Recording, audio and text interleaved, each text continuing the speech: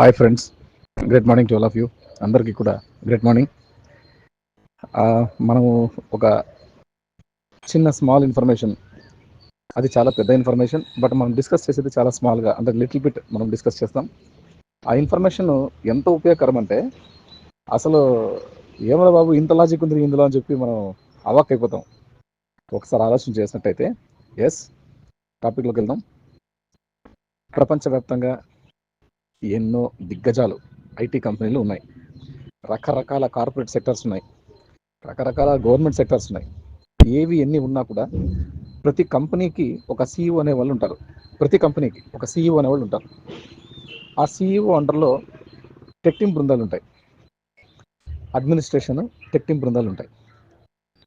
Administration వాళ్ళు ఎటువంటి ప్రణాళికలు తయారు చేస్తారో అటువంటి ప్రణాళికల ద్వారా, ఆ ఆలోచనల ద్వారా సీఈఓ గారికి వివరించి వాటిని ఆ టెక్ టీమ్ బృందాలతో ఇలా చేస్తే బాగుంటుంది అని వాళ్ళు చెప్పడం జరుగుతుంది. ఎవరికి? సీఈఓ గారికి చెప్తారు, మేము ఇలా చేస్తాము అని. అలా డెవలప్ అయినటువంటి టెక్నాలజీయే ఈరోజు మనందరి ముందు ఉండేది, రైట్? అంటే అడ్మినిస్ట్రేషన్, ఈ టెక్ టీమ్స్ అన్నీ కూడా సీఈఓ వాళ్ళకి ఎక్స్ప్లెయిన్ చేస్తాయి. మేము ఇలా మన ఆలోచన ఇలా ఉంది, మన కంపెనీ యాప్ని ఇలా డెవలప్ చేద్దాం, మన కంపెనీ స్ట్రాటజీని మార్కెటింగ్లో ఇలా తీసుకెళ్దాం. ఇవన్నీ కూడా టెక్ టీమ్ బృందం ప్లస్ అడ్మినిస్ట్రేషన్ మాత్రమే సీఈఓలతో షేర్ చేసుకుంటారు. ఇది బాగా జాగ్రత్త గుర్తుపెట్టుకునే పాయింట్. కాబట్టి ప్రపంచవ్యాప్తంగా సీఈఓలు ఉన్న వాళ్ళు, దిగ్గజాల కంపెనీల సీఈఓలు అందరికీ కూడా వాళ్ళకి నాలెడ్జ్ ఉన్నా కూడా, ఐటీ మీద ఒక పట్టు ఉన్నా కూడా, వాళ్ళకి ఇంకా ఎక్స్ట్రా ఆర్డినరీ యాక్టివిటీ కానీ, ఇంకా అద్భుతంగా అత్యాధునికమైనటువంటి అడ్వాన్స్డ్ టెక్నాలజీని రిసీవ్ చేసుకోవడం కానీ వాటిలో వాళ్ళు ఫెయిల్ అయ్యారు. ఎందుకు ఫెయిల్ అయ్యారో చెప్పి నేను ఇది కరాఖండగా చెప్తున్నానంటే, ఒకే ఒక కీ పాయింట్ అండి, హ్యుమానిటీ లేకపోవడం వల్లే వాళ్ళు ఫెయిల్ అయ్యారు. ఎక్కడ ఫెయిల్ అవుతున్నారంటే, వాళ్ళ కంపెనీస్ అన్నీ మార్కెట్లో వస్తున్నాయి, వాళ్ళ యాప్స్ అన్నీ మార్కెట్లోకి వస్తున్నాయి, వాళ్ళ సాఫ్ట్వేర్ సంబంధించినటువంటి హార్డ్వేర్ ప్రొడక్ట్స్, ఈ హార్డ్వేర్ ప్రొడక్ట్స్ అన్నీ కూడా కంప్యూటర్ ఎక్విప్మెంట్స్ కావచ్చు, మిగతా ఇతరత్రవన్నీ కూడా కావచ్చు, టెక్నాలజీ పరంగా ఉన్న ఎటువంటి ఫిజికల్ ప్రొడక్ట్స్ అయినా సరే మార్కెట్లోకి వచ్చినా కూడా ప్రజలు వాటిని కేవలం వాడుకొని కస్టమర్లుగా మాత్రమే మిగిలిపోతున్నారు తప్పించి ప్రజలు ఆర్థికోన్నతిగా డెవలప్ అవ్వట్లేదు. వాటిని వినియోగించుకుంటూ ఒక స్టేజ్కి వెళ్ళడం లేదు. అంటే ప్రపంచవ్యాప్తంగా 90% పీపుల్ టెక్నాలజీని యూజ్ చేసుకుని వాళ్ళు యథాస్థానంలో ఉన్నారు, అక్కడే ఉండిపోయినారు. మీరు, నేను అందరం కూడా టెక్నాలజీని ఎంతో వాడుకున్నాం.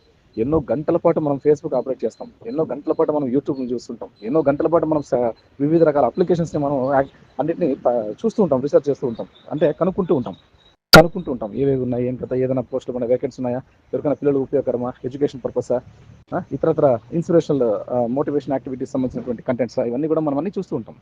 బట్ ఎక్కడ ఏది చూసినా కూడా మనం జస్ట్ కేవలం కస్టమర్స్ మాత్రమే, మనము దాన్ని మాత్రమే ఆస్వాదిస్తాం తప్పించి ఎటువంటి ఆదాయ వనరులు మనం పొందలేం. కానీ మనం ఏదైతే యూజ్ చేస్తూ ఉన్నామో, ఫర్ ఎగ్జాంపుల్ యూట్యూబ్ తీసుకున్నట్టయితే యూట్యూబ్లో ప్రజెంట్ ఏమైతే కంటెంట్ మనం చూస్తున్నామో అది ఒక సినిమా అనుకోండి. ఒక సినిమా చూసినట్టయితే ఒక 2 hours, 2.5 hours అలా స్పెండ్ చేస్తాం టైం. ఓకే, అలా స్పెండ్ చేసినప్పుడు ఇన్ని గంటల సేపు మనం చూసినప్పుడు అది చూస్తున్న కొద్దీ, అంటే ఇంటర్నెట్ దాంట్లో ఉంటేనే మనకు యూట్యూబ్లో మన కంటెంట్ ప్లే అవుతుంది. మన డివైస్లో ఇంటర్నెట్ ఉంటేనే మనకు అది ప్లే అవుతుంది. కాబట్టి ఇంటర్నెట్ ఉంది అంటే వాళ్ళ కంటెంట్ ఆ ఇంటర్నెట్లో యూజ్ చేస్తూ ఉన్నామంటే వాళ్ళకు దాని నుంచి ఎంతైతే నెట్ ఖర్చు అయిందో, ఆ 2.5 hours ఎంతైతే మనకు కేబీస్ కానీ ఎంబీస్ కానీ ఖర్చు అయిందో, వాటి నుంచి ఆ డేటా ఇంటర్నెట్ నుంచి వాళ్ళకు ఇన్కమ్ సోర్స్ అనేది వెళ్తుంది. కానీ మనకు మాత్రం ఆ మూవీ చూసిన సాటిస్ఫాక్షన్ మాత్రం ఉంటుంది. ఇలాగా ప్రపంచవ్యాప్తంగా ఎన్నో దిగ్గజాల కంపెనీలు ఉన్నా కూడా, ఎన్నో అప్లికేషన్స్ ఉన్నా కూడా, అది మొబైల్ అప్లికేషన్స్ కావచ్చు, వెబ్ అప్లికేషన్స్ కావచ్చు, ఎటువంటి అప్లికేషన్స్ అయినా కూడా మనం కేవలం కస్టమర్స్ మాత్రమే.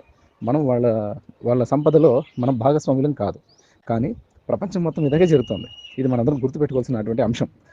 కాబట్టి ఇక్కడ మనకి డిఫరెన్స్ ఏంటంటే, మీకు చెప్పాను కదా, ఇప్పుడు దాకా ప్రపంచంలో ఉన్నటువంటి సీఈఓలు అందరూ కూడా డిపెండింగ్ అపాన్ టెక్ టీమ్ వాళ్ళతో డిపెండ్ అయి ఉన్నారు. ఓకే, ఇక మన ఆన్పెస్ కంపెనీ తీసుకున్నాం అంటే, ఒక సెకండ్ అండి, ఆన్పెస్ కంపెనీ తీసుకునే ముందు ఇది ఒకసారి చెప్పేద్దాం. ప్రపంచవ్యాప్తంగా ఇప్పుడు ఫర్ ఎగ్జాంపుల్ మనం యూట్యూబ్ అనుకున్నాం కదా, ఇంతకు ముందు యూట్యూబ్ కంటెంట్లు మనం చూడడం వల్ల మనలాంటి వాళ్ళు కొన్ని కోట్ల మంది చూస్తుంటారు యూట్యూబ్ని పర్ డేకి. ఓకే, సెకండ్కి కూడా యూట్యూబ్లో ఆ ఇంటర్నెట్ సోర్స్ నుంచి వాళ్ళకి కొన్ని కోట్ల డబ్బు జనరేట్ అవుతూ ఉంటుంది. ఓకే, కొన్ని కోట్ల డబ్బు జనరేట్ అవుతుంటుంది. ఆ డబ్బు జనరేట్ అవ్వడం వల్ల గ్లోబలీ వాళ్ళకి అంత డబ్బు జనరేట్ అవ్వడం వల్ల ఆ డబ్బులో పర్సంటేజ్ సిఇఓ గారికి మెయిన్ పెద్ద స్థానం. సిఇఓ గారికి చాలా పెద్దగా పేమెంట్స్ రావడం జరుగుతుంది, బిగ్ షేర్ సిఇఓ గారికి. తర్వాత ఆ సిఇఓ గారు ఏం చేస్తారంటే టెక్ టీమ్ వాళ్ళకి కూడా సర్టెన్ పర్సంటేజ్ ఇన్కమ్ని వాళ్ళకి చేస్తారనమాట. వాళ్ళకి ఇన్కమ్ సోర్స్ చూపిస్తారు. Only tech team, administration, CEO వీళ్ళు మాత్రమే ఆ సంపదని పొందుతారు. అంటే సిఇఓకి పెద్దగా పొందే అవకాశం ఉంటుంది. ఆయన తర్వాత అడ్మినిస్ట్రేషన్, వాళ్ళ తర్వాత టెక్ టీమ్ బృందాలు. కాబట్టి వాళ్ళు ఆ యూట్యూబ్ని డెవలప్ చేసుకుంటూ ఉంటారు టెక్ టీమ్ వాళ్ళు. ఇంకా అడ్వాన్స్గా ఏదైనా కనుక్కుంటూ ఉంటారు, చేస్తూ ఉంటారు, డెవలప్ చేసుకుంటూ వస్తూ ఉంటారు. అడ్మినిస్ట్రేషన్ కూడా సలహాలు సూచనలు ఇస్తూ ఉంటారు. వీళ్ళ ప్రకారం సిఇఓ గారు గమనిస్తూ ఉంటారు. ఇది బయట ప్రపంచం మార్కెట్లో జరుగుతున్నటువంటి విషయాలు టెక్నాలజీ పరంగా software side, IT company side. Yes, ఇది బాగా గుర్తుపెట్టుకున్నారా? సిఇఓ గారు, బయట ఉన్నటువంటి సిఇఓలు ఎవరైతే ఉన్నారో, బయట దిగ్గజాల కంపెనీలు కావచ్చు, ఏదైనా కావచ్చు, ఆ కంపెనీ సిఇఓలకి నాలెడ్జ్ ఉన్నా కూడా వాళ్ళు ఏం చేస్తారంటే టెక్ టీమ్ బృందాలు అడ్మినిస్ట్రేషన్ మీద డిపెండ్ అయ్యి ఉంటారు. వాళ్ళ సలహా సూచనల మేరకే వాళ్ళ సాఫ్ట్వేర్స్ డిజైన్ చేస్తూ మార్కెట్లో తీసుకొస్తూ ఉంటారు. ఎవ్రీ ఇయర్ వాళ్ళు చేంజెస్ అవుతూ ఉంటాయి. వాళ్ళకి సమ్ ఫీచర్స్, కొత్త ఫీచర్స్ యాడ్ చేస్తూ వస్తూ ఉంటారు. రైట్, ఇది విషయం. మన ఆన్పాసివ్ కంపెనీకి వచ్చినట్టయితే మన సిఇఓ గారు ఒకరే, ఓన్లీ వన్ సిఇఓ. ఆన్పాసివ్ కంపెనీకి ఒక సిఇఓ గారు ఉన్నారు. మనకి అడ్మినిస్ట్రేషన్ ఉంది, మనకు కూడా టెక్ టీమ్ ఉంది, అన్నీ ఉన్నాయి. ఇక్కడ మెయిన్ ఇంపార్టెంట్ సోర్స్ ఏంటంటే మన సిఇఓ గారు మార్కెట్లోకి కొత్త టెక్నాలజీ ద్వారా ప్రపంచానికి పరిచయం చేయబోతున్నారు. బట్ ఆ పరిచయం చేయబోయే దాంట్లో కీలక పాత్ర మన కంపెనీ విషన్ ఏంటంటే అప్లిఫ్టింగ్ హ్యుమానిటీ. ఇది మనం జాగ్రత్తగా తెలుసుకోవాలా. Uplifting humanity. ఈ అప్లిఫ్టింగ్ హ్యుమానిటీ అనేది ప్రపంచ మానవాళి మీద దీని ప్రభావం చూపిస్తుంది. అంటే ప్రతి సామాన్యుడు కూడా, కామన్ మ్యాన్ కూడా ఇక్కడ ఆర్థికోన్నతిని పొందే అవకాశం అయితే కల్పిస్తున్నారు. ఏ దేశంలో ఉన్న వాళ్ళైనా సరే, ఎక్కడన్నా ఉన్న వాళ్ళైనా సరే, భూమి మీద జీవిస్తుంటే చాలు ఆ ఫ్యామిలీ వాళ్ళు లబ్ధి పొందే అవకాశాలు మన టూల్స్ ద్వారా వాళ్ళకి అవకాశం ఇచ్చే ఒక ఘనమైనటువంటి ప్రక్రియను తయారు చేశారు. ఇది విషయం.